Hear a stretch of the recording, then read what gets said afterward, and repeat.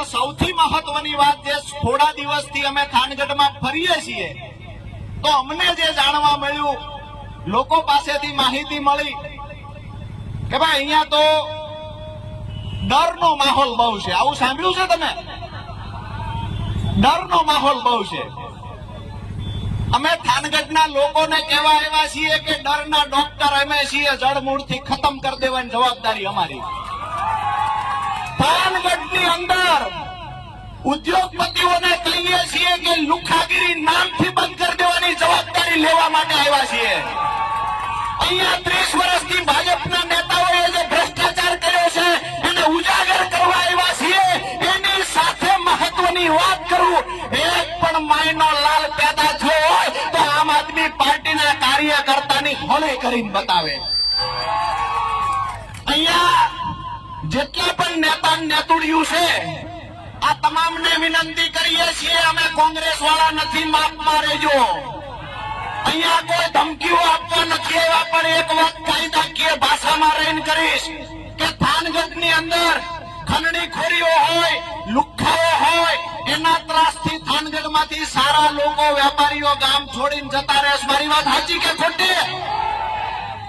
આ તમામ લોકોનું રક્ષણ પૂરું પાડવાની જવાબદારી આજે પીપળાવાળા ચોકમાંથી આમ આદમી પાર્ટી લઈ રહી છે. જે લોકો અહીંયા અમારી વાત સાંભળે છે, જે સોશિયલ મીડિયાના માધ્યમથી સાંભળે છે, એને પણ કહીએ છીએ, અને જે લોકો ભાજપના ડરથી આજે ઘરે બેઠા છે એને પણ કહીએ છીએ કે ખુલીને એક વખત બહાર નીકળો. આ રાજુ કરપડાની જવાબદારી છે તમારી સામી ઊંચી આંખ કોણ કરે છે જોવાની. વાત રહી અધિકારીઓની, તો અમે કાયદો ભણીને આવ્યા છીએ, અંગૂઠા સાફ નથી.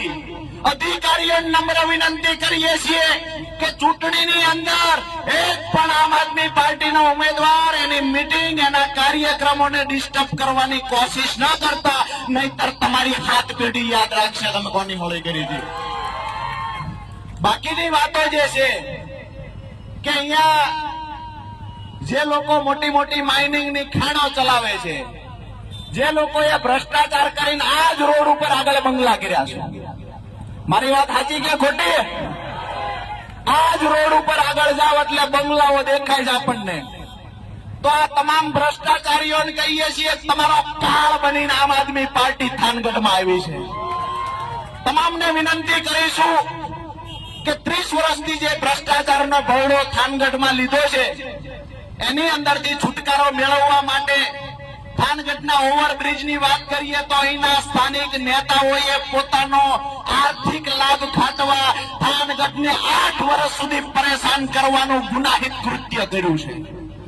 એ લોકોને જવાબ આપવાનો સમય બાકી ગયો છે કે ના? તો આપણા બધાની નૈતિક જવાબદારી છે કે જે લોકોએ આ ઓવરબ્રિજના નામે વેપારીઓને હેરાન કર્યા, તાલુકાના લોકોને હેરાન કર્યા, નાના નાના વેપારીઓ, નાના નાના લારી ગલ્લાવાળાને હેરાન કર્યા અને થાનગઢના 2 ટુકડા કર્યા છે ને, એ લોકોને જડબાતોડ જવાબ આવતી 16 તારીખે આપવાનો છે. બધા તૈયાર છે? બીજી મહત્વની વાત, મામલતદારે ડોલું ઢોળી નાખ્યું. ઉપરથી કેસ એવો કર્યો કે રાજુભાઈ અને એમની ટીમે આયા અમારે ત્યાં ગંદકી કરી. અહીંયાથી અધિકારીઓને કહીએ છીએ એક નહીં, તમારામાં તાકાત હોય એટલા કેસ કરજો, તમારામાં તાકાત હોય એવડી જેલ બનાવજો. થાનગઢના લોકો માટે રાજુ કરપડા એની ટીમ રાત દિવસ લડશે. કોઈએ ડરવાની જરૂર નથી. અને સિંગલ ફોન કોઈ નેતાનો આવે કે આમ આદમી પાર્ટીના ઉમેદવાર કેમ બન્યા, આમ આદમી પાર્ટી સાથે કેમ જોડાયા, તો એને મારો નંબર આપી દેજો કે રાજુ કરપડાનો સંપર્ક કરી લેવાનો. બરાબર છે? ઘર ઘર સુધી ફરવાનું છે. થાનગઢની જનતા પીડાય છે. સારું સ્પોર્ટ ગ્રાઉન્ડ નથી. આરોગ્યની વાત કરો તો પૂરતા ડોક્ટર નથી. બજારમાં જઈએ તો ગંદકીના પાણી ઘરમાં ઘૂસી જાય છે. તમામ બાબતોની અંદર રોડ રસ્તા ખરાબ છે. ઓવરલોડ ભરેલા વાહનોના કારણે ધૂળો ડમરીઓ ઉડે છે. આ તમામ સમસ્યાનું નિરાકરણ લાવવા માટે એક જ વિકલ્પ છે, ઝાડુ ને ઝાડુ. એટલે કે આમ આદમી પાર્ટી એક વિકલ્પ છે. આપ તમામને, થાનગઢની શહેરીજનોને, થાનગઢના લોકોને આજે હું આશ્વસ્ત કરવા આવ્યો છું અને પીપળાવાળા ચોકમાંથી તમને અહીંયા એક સાંત્વના પણ આપીશ અને અહીંયાથી ખાતરી પણ આપું છું કે અમારી સાથે મજબૂતાઈથી ઉભા રહો, તમારી સાથે અમે ઉભા છીએ, અમારે પણ જોવું છે કોણ કાકરી ચાળો અમારા કાર્યકર્તાની કરે છે. આજે પણ અમે થાનગઢના લોકોના મત માંગવા માટે એટલે હકદાર છીએ કે આજે પણ અમારા 17 કાર્યકર્તાઓ દર મહિને મુદતે જાય છે. તેમ છતાંય અમે લોકોએ લડાઈ ચાલુ રાખી છે. તેમ છતાંય થાનગઢના તમામ પ્રશ્નોને લઈને લડાઈ ચાલુ રાખી છે. અમે કોઈ વરસાદ આવે અને ડ્રાવ કરતા જે ભાજપ કોંગ્રેસના નેતા નીકળે ને એ નેતા અમે નથી. અમે છેલ્લા 1.5 વર્ષથી અહીંના લોકો માટે લડીએ છીએ.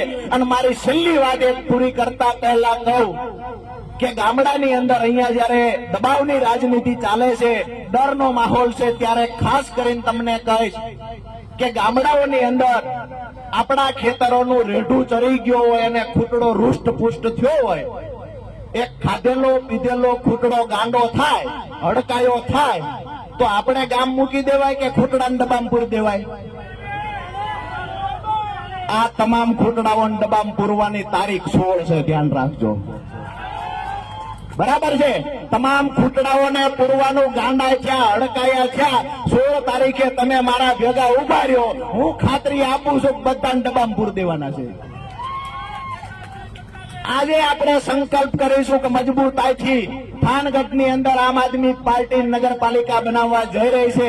2 હાથ જોડી અને થાનગઢના લોકોને વિનંતી કરીશ, 2 હાથ જોડીને કહીશ કે તમારા બાળકોના ઉજળા ભવિષ્ય માટે એક વખત આમ આદમી પાર્ટીને મત આપો, એક વખત નગરપાલિકા આમ આદમી પાર્ટીની બનાવો. અને જો તમારી ફરિયાદ હોય, અમારા જે ઉમેદવારો છે એ તમારી વચ્ચે તમારા કામમાં ન આવે તો ફરી વખત ક્યારેય મત માંગવા નહીં આવીએ. આ ખાતરી પણ આપવા આવ્યા છીએ.